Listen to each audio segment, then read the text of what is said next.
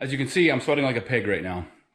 I just got done putting the windshield in. I don't know what it is about gasket windshields. I always sweat because it's a lot of effort, a lot of very precise effort so you don't break the stinking glass, because then nobody's happy. So a couple little kindly things of advice. So the brand new windshield, of course, I put the gasket on the windshield and just set it on a stand over there for at least a week, maybe a week and a half, just to let the gasket stretch back out. These things will shrink, and they shrink really quick, actually. And it just got to be slow and steady to get it in there. It's in there. Obviously, the lock strip is not in. I will put that in probably tomorrow or something like that. I want to let everything let the gasket kind of stretch back to its all the way, because when I first just kind of clicked the gasket in, there was dang near an inch between this and the side where it actually should, fit over that pinch weld.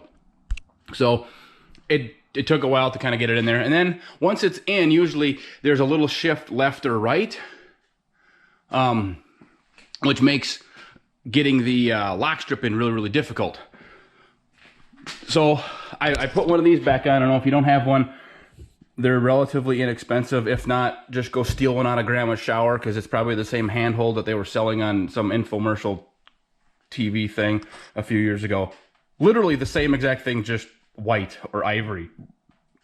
So they wouldn't fall down in the shower. But anyway, so then I use this. I was pushing on it, tapping on the glass. I can't do it because I'm holding the camera right now. But that you can kind of slowly shift the glass a little bit. You don't need to do it much usually. And I just look to see if the gap over here for the lock strip is about the same as it is over here. And it is, except up here it's really tight, but you can see the gasket itself is curling in a little bit up there more than it should. So, and then you just kind of got to look at everything and kind of tap it every now and then before you start putting in that lock strip. And like for this one, because this is the tightest area, I'll usually start on the bottom and I'll go this way around, because you don't want to save this for last, because that makes it super difficult. Been there, done that. So a couple little tips. I'm putting a black lock strip in this one.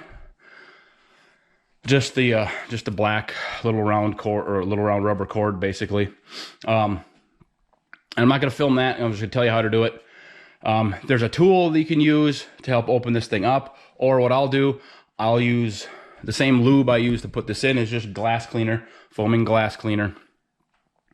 Obviously smear that up really good, fill it up, and then I take a rubber mallet and once I get it in there, you can just tap, tap, tap, tap, tap, and it actually goes in really easy, way easier than using the tool. But if you've got, like, say, the chrome strip, or maybe there's different styles of lock strip that are shaped, not just round, that may not necessarily always work the best, but that's for you to figure out. I know what I'm doing with this. I thought about putting the chrome on there, but I thought, no, I want some chrome on here, but not that. I think it would look better if that isn't chromed. So I'm happy. I got my glass in. If I need to, I can push it outside in the snow and the rain. I'll have to tape up like those holes, but that's easy enough to do. That way I keep the weather out if I have to let it sit outside, particularly when I start working on the pickup box itself. I don't want this in here getting all the dust and the overspray and whatever else. Push it outside, work during the day, push it back in at night. Got new speakers today, and they're gonna work. So this is the old speaker, obviously. There was a piece like this in there. It shrank quite a bit, but then the speaker sits on top of it, and that would actually help. As I noticed when I first put it on, just the speaker by itself, you can see through some of the grills. Same thing with this. This is so close. The measurement is exactly what it is. It seemed to measure just like 1/10 of an inch too short for those main holes, and it is. You can kind of see, whoops. You can see how close that hole is. So I just have to take the file, hog out those holes just a little bit to get it on there. And then, but these have shrunk, and they're a little warped and everything anyway, and they're hard as a rock now. So I'm gonna go back to my good old-fashioned crafting foam, silly winks foam sheets, I guess is what it is. But so I'll basically make something new like this that kind of covers the whole thing.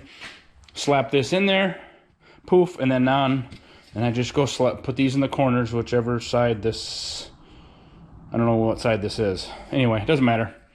So there we go. New speakers. Got them from a place called Retro Manufacturing. Like, a lot of places sell these same speakers for ridiculous amounts of money. These were bad enough at about 80 bucks for the pair, 85, something like that, whatever it was. Which I think is plenty of money, but then I haven't had to buy speakers for something for 25, 30 years. But anyway, yeah.